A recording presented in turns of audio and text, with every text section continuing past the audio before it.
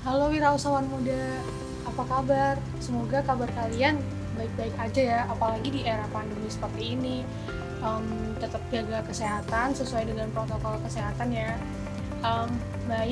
Perkenalkan, kami dari KKN AB 7433E akan menyampaikan materi tentang berwirausaha bagi para pemuda di era pandemi.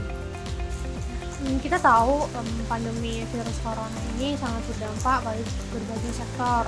Yang terutama itu berdampak pada sektor perekonomian yang ditunjukkan menurunnya tingkat pertumbuhan perekonomian di Indonesia. Faktor utamanya yaitu meningkatnya pengangguran di Indonesia yang disebabkan pertama adanya kehilangan mata pencaharian masyarakat, dan yang kedua terkena PHK dari berbagai perusahaan. Bagi masyarakat yang terdampak seperti hilangnya mata pencarian dan yang terkena PHK itu menjadi masalah baru bagi mereka. Oleh karena itu kami akan memberikan solusi bagaimana cara memulai kegiatan baru atau tips memulai usaha bagi masyarakat yang terdampak. Namun di sini solusi yang kami sampaikan tidak hanya untuk masyarakat yang terdampak, tetapi bisa diaplikasikan atau digunakan bagi para pemuda yang ingin memulai usaha di era pandemi saat ini. Pertama, saya akan menyampaikan tips memulai usaha dengan 3 karakteristik unggul. Nah, yang pertama itu be inovatif. Be inovatif ini artinya kita harus terus bisa berinovasi seiring dengan perkembangan zaman. Seperti contohnya dulu kita bertransaksi itu kita harus bertemu dengan orang yang diajak bertransaksi antara penjual dan pembeli seperti di pasar tradisional, supermarket. Namun saat ini kegiatan bertransaksi itu dapat dilakukan secara online. Jadi kita tidak perlu bertemu secara langsung dengan si penjual maupun si pembeli. Contohnya kita dapat membeli barang elektronik, makanan, minuman itu melalui online shop, aplikasi Gojek, GoFood, kemudian Grab dan yang lain sebagainya. Yang kedua itu take the risk. Jadi kita sebagai pewirausaha yang baru itu harus berani mengambil resiko. Jadi dalam berwirausaha itu tidak ada yang instan, tidak ada yang cuma enak-enak aja, tidak ada yang tiba-tiba langsung kaya gitu tuh enggak. Jadi kita harus mengambil resiko terlebih dahulu, kita harus merasakan bagaimana jatuh bangun memulai usaha seperti itu. Nah, yang ketiga yaitu proaktif. Jadi proaktif di sini itu apabila kita memulai usaha kemudian kita mendapatkan untung yang lebih, kita mendapatkan manisnya, di situ kita jangan terus terlena dari hasil yang sudah kita dapat. Namun di sini menjadi tantangan baru bagaimana para pembeli ini agar tetap beli di tempat kita. Maksudnya di sini kita harus mencari ide lagi untuk mempertahankan para konsumen yang sudah membeli pada produk kita.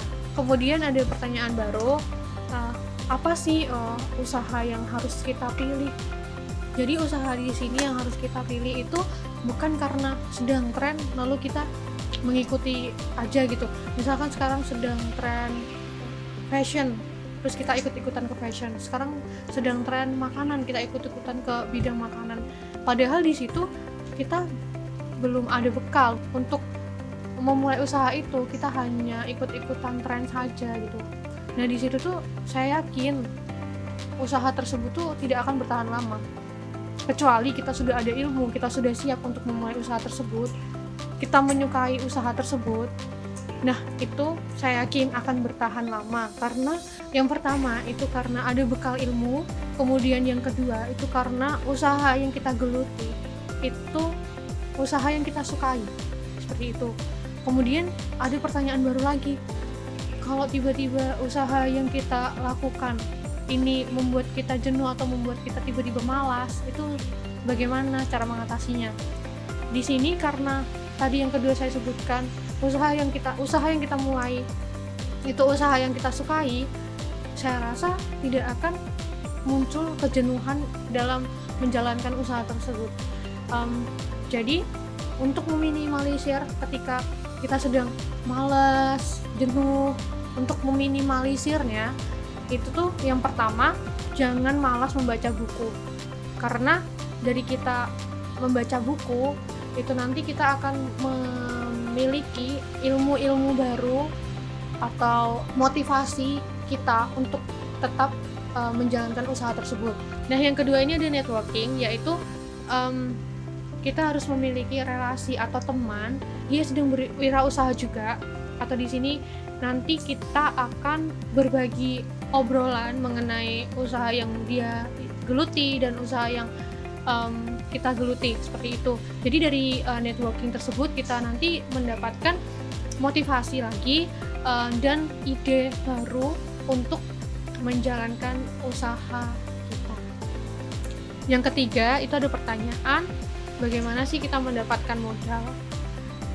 Nah, modal di sini yang pertama itu kita harus yakin usaha yang kita gelutin. Jadi modal di sini itu tidak melulu soal uang, tapi soal bagaimana kita mengelola uang atau keuangan tersebut. Yang pertama itu kita harus yakin mengenai usaha yang kita geluti. Kemudian yang kedua, kita harus optimis tentang bagaimana caranya kita mempertahankan usaha yang sudah kita geluti. Yang ketiga, untuk masalah keuangan saat ini sudah ada solusinya seperti pinjaman uang dari perbankan atau financial technology yang sekarang kita dapat meminjam uang secara online. Selanjutnya kita dapat memulai usaha ini tanpa modal. Kok bisa kita memulai usaha tanpa modal atau tanpa uang sepeser pun? Itu caranya dengan dropshipper, atau kita menjual produk dari supplier atau dari si penjual tanpa kita memberikan uang terlebih dahulu kepada penjual tersebut. Dari materi yang sudah kami sampaikan, kami ada satu video tentang pelaku usaha yang membangun usahanya di era pandemi seperti ini. Berikut videonya.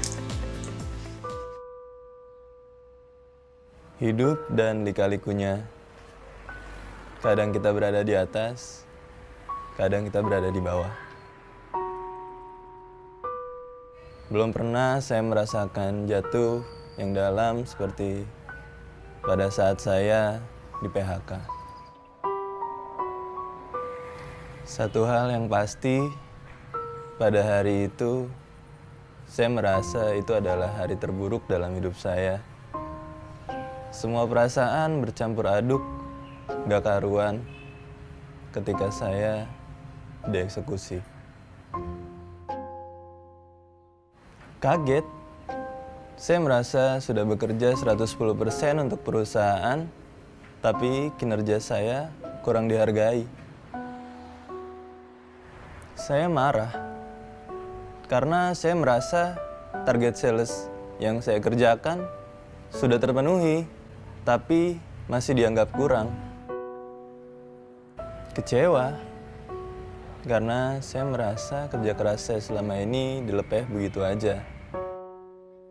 Belum selesai saya merasa gagal, rasa was-was pun datang.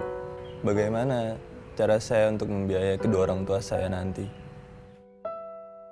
Saya takut dan malu.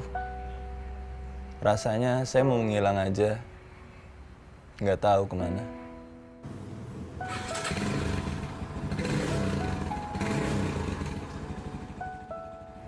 Mereka bilang rasa pahit dapat mengajarkan kita rasa bersyukur atas apa yang kita punya. Dari kejadian tersebut, saya jadi benar-benar paham apa maknanya.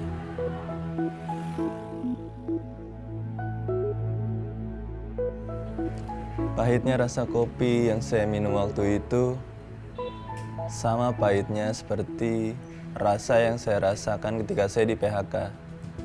Tapi siapa sangka, rasa pahit tersebutlah yang membangunkan semangat saya. Saya sadar, layaknya secangkir kopi, hidup itu gak sekedar manis kok. Pahitnya juga bisa dinikmatin. Kopi itu pun menjadi kopi terbaik yang pernah saya minum. Karena kopi tersebut menginspirasi saya, memotivasi saya untuk memulai bisnis. Saya ingin mengelola pahitnya kopi untuk menjadi senyum manis bagi orang lain. Konsepnya sederhana aja, gerobakan. Karena saya pengen bikin semua orang bisa menikmati kopi dengan harga terjangkau. Rasanya nggak jauh kok dari kopi yang ada di kafe-kafe. Semoga pesan yang ingin saya sampaikan dapat ditangkap lewat kopi yang saya sajikan. Sejauh ini alhamdulillah menghasilkan, bisa mengejar cicilan dan juga membantu orang tua sedikit demi sedikit. Yang membuat saya merasa saat ini lebih baik adalah karena usaha ini punya saya sendiri. Untuk semua penggiat UMKM atau yang ingin mencoba dunia bisnis, percayalah bahwa semua yang pahit yang ada di hidup kita bisa berbuah manis apabila kita bisa mengambil inspirasi darinya. Terima kasih kepada Loka Media yang telah menjadikan bulan Agustus sebagai bulan UMKM dan memberikan kesempatan untuk saya menginspirasi orang lain untuk berani usaha.